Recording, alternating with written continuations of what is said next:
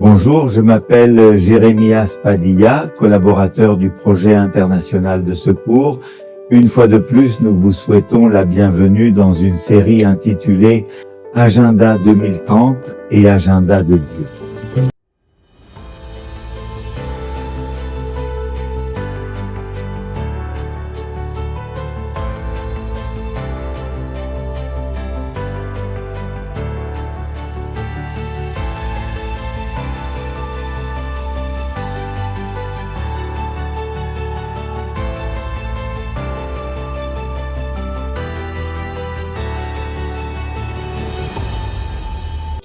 Cette fois, allons-nous parler de construire un monde plus juste, objectif 10. Construire un monde plus juste. En outre, malgré les inégalités de revenus entre les pays, les inégalités se sont accrues au sein des pays. Et il existe un consensus croissant sur le fait que la croissance économique ne suffit pas à réduire la pauvreté. Si cela n'est pas inclusif et ne tient pas compte des 3 dimensions du développement durable, à savoir l'économie, la société et l'environnement, il soutient l'agenda 2030. Afin de réduire les inégalités, il est recommandé de mettre en œuvre des politiques universelles qui accordent une attention particulière aux besoins des populations défavorisées et marginalisées. Examinons les cibles de l'objectif 10.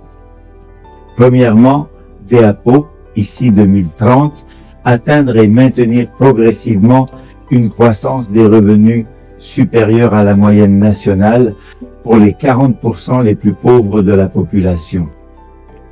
Deuxièmement, d'ici à 2030, renforcer et promouvoir l'inclusion sociale, économique et politique de tous, indépendamment de leur âge, de leur sexe, de leur handicap, de leur race, de leur origine ethnique, de leur religion ou de leur situation économique ou autre. Troisièmement, assurer, égalité des chances et réduire les inégalités de résultats, notamment en éliminant les lois, politiques et pratiques discriminatoires et en promouvant une législation et des politiques appropriées à cet égard. Quatrièmement, adopter des politiques, en particulier des politiques fiscales, salariales et de protection sociale, pour réaliser progressivement une plus grande égalité. Cinquièmement, renforcer la réglementation et la supervision des institutions et marchés financiers mondiaux, renforcer la mise en œuvre de ces règlements. Sixièmement, veiller à ce que les pays en développement aient une plus grande représentation et une plus grande voix dans la prise de décision des institutions économiques et financières internationales afin de accroître leur efficacité et leur fiabilité. Par la responsabilité et la légitimité de ces institutions. Septièmement, promouvoir une migration ordonnée, sûre, régulière et responsable et la circulation des personnes, y compris par la mise en œuvre de ce que la Bible appelle des politiques migratoires planifiées et bien gérées. Proverbe 430, la justice rend la nation grande. Mais le péché est une insulte à un peuple ami. Le mal est la cause de l'injustice sociale et des inégalités, et il n'y a aucun espoir d'égalité et de justice sociale tant que nous ne commençons par résoudre les plus grands problèmes. 10e objectif de développement durable de l'agenda 2030. Il se concentre sur la réduction des inégalités et pose un défi complexe du point de vue biblique.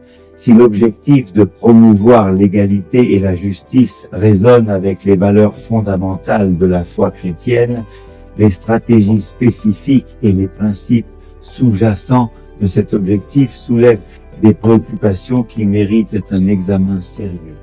Examinons d'abord ce que la Bible dit de l'égalité. La Bible dit que, selon Genèse 127, nous avons tous été créés à l'image de Dieu, sans distinction de race, de couleur, de sexe, de statut social ou de dignité. Deuxièmement, la Bible dit que nous sommes tous rachetés, ce qui a une valeur particulière.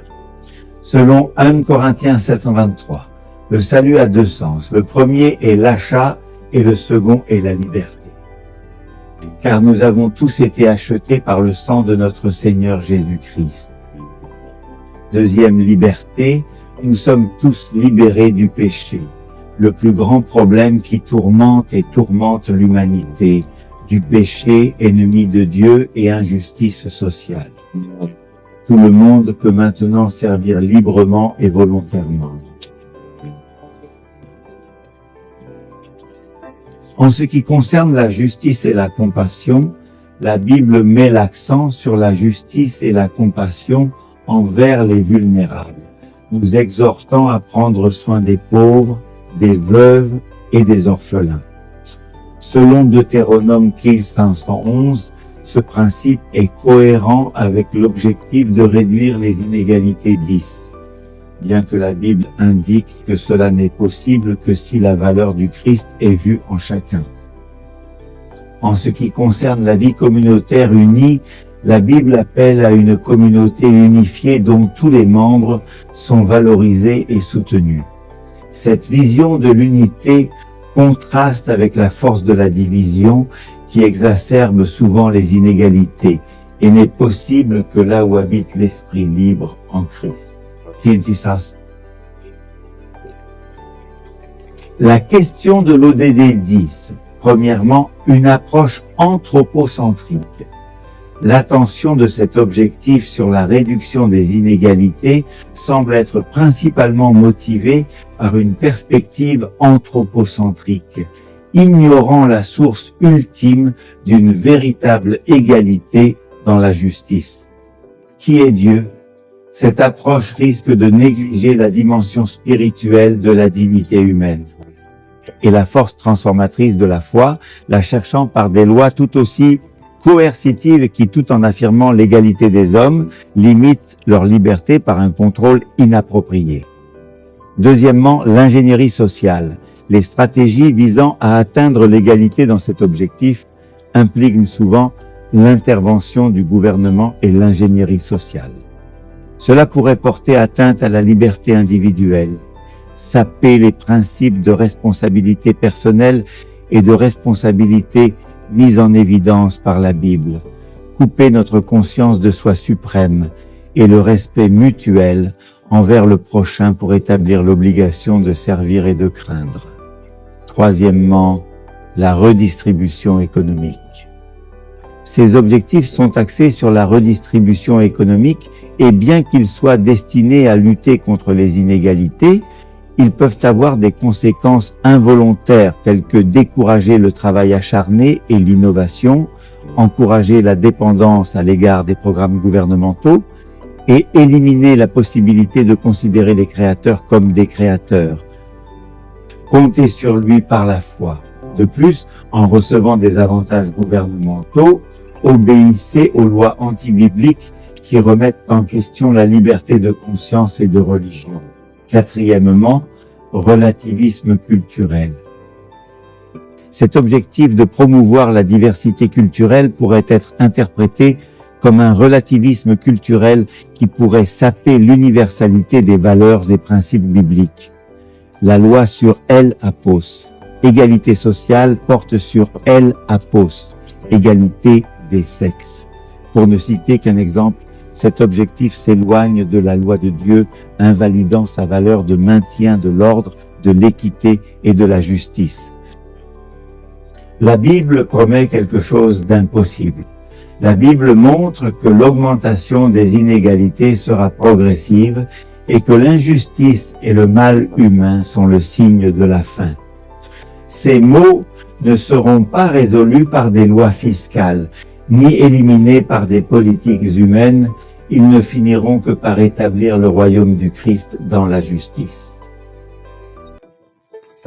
La Bible dit que nous attendons un nouveau ciel et une nouvelle terre dans lesquelles la justice règne.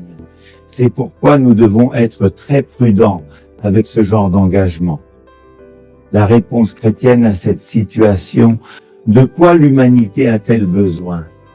L'humanité a besoin d'une transformation du cœur, et c'est le moyen le plus efficace de lutter contre les inégalités. C'est par le pouvoir transformateur de l'Évangile qu'il transforme le cœur et inspire les gens à servir et à aimer les autres.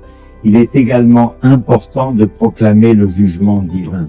Ce n'est qu'à travers la puissance et l'œuvre de Dieu dans le cœur que l'homme peut avoir une conception plus élevée de sa valeur et celle des autres.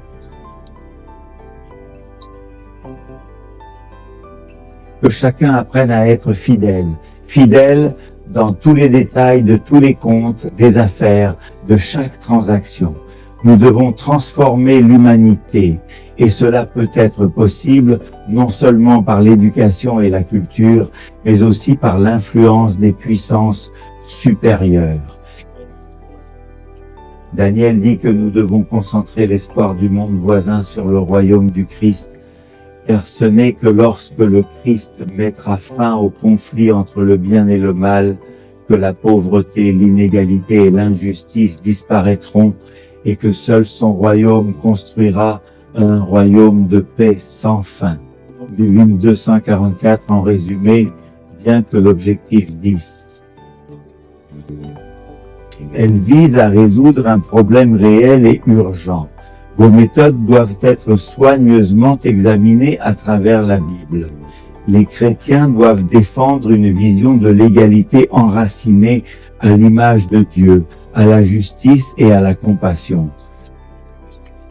Se concentrer sur la valeur de la rédemption tout en promouvant la responsabilité personnelle et la transformation spirituelle comme fondement d'une société plus juste et plus équitable, et en promouvant le désir du monde de revenir du Christ et de nous conduire dans son royaume, où le péché et ses conséquences ne troublent pas la paix, cher ami.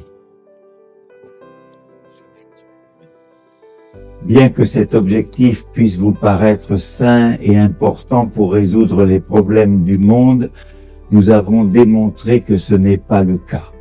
Le seul espoir est l'établissement du royaume de Dieu.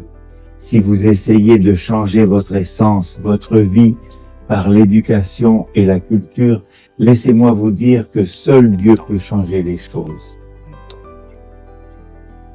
Si vous avez besoin de changement, alors maintenant nous pouvons prier lui.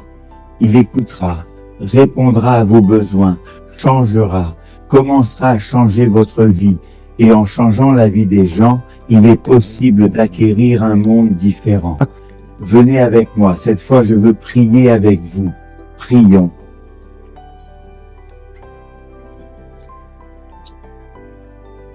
Chère paix, le monde entier regarde les changements qui doivent être apportés pour atteindre l'équité et la justice.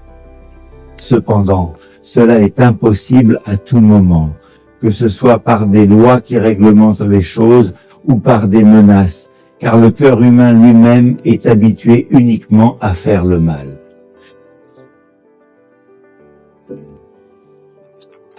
Cette fois, nous reconnaissons que cela n'est possible qu'avec votre aide et votre force. Alors, Seigneur, nous te demandons de venir dans nos vies, de prendre le contrôle de notre existence, de changer nos cœurs, de nous donner la compassion, l'amour, la capacité de voir les choses comme tu vois les êtres humains, et aussi de nous donner la capacité de faire des choses, non par des engagements ou des obligations. Seulement parce que cela vient du cœur. Cela n'est rendu possible que par la transformation que tu opères en nous. Merci d'écouter nos prières, de prendre en compte nos demandes et d'entendre tous ceux qui prient maintenant. Que ton nom soit loué au nom de Jésus pour toujours. Si vous priez avec moi et vous pouvez être sûr qu'il y aura un nouveau départ dans votre vie. Ce que nous pouvons réaliser deviendra possible grâce à l'intervention divine en vous. Si ce programme est une bénédiction pour vous, n'oubliez pas de le partager avec d'autres personnes. Si vous avez besoin d'informations supplémentaires pour en savoir plus sur nous et sur ce projet, suivez-nous sur la page qui apparaît et ne le manquez pas.